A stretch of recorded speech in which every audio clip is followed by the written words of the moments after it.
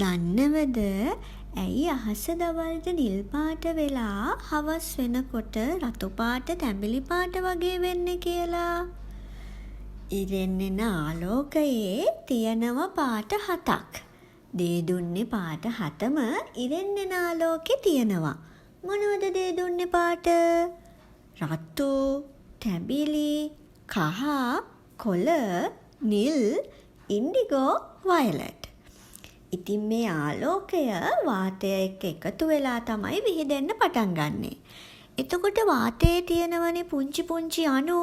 ඒවා නිල් පාට ආලෝකය එක්ක දවල් කාලයට වැඩිපුර විහිදෙන්න පටන් ගන්නවා. ඔන්න එතකොට ඉරේ ආලෝකය නිල් පාට වාතය තුලින් විහිදෙනකොට දවල් කාලෙට අහස නිල් පාට වෙනවා. ඇයි එතකොට හවසට රෝස පාට වෙන්නේ, තැඹිලි පාට වෙන්නේ?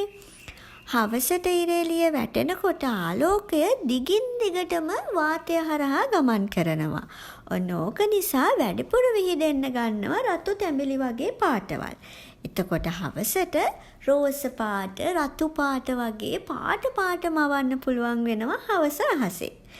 එතකොට ඔයාලා කැමතිම නිල් පාටට තියෙන දවල් අහසටද එහෙම නැත්නම් පාටට පේන හවස අහසටද?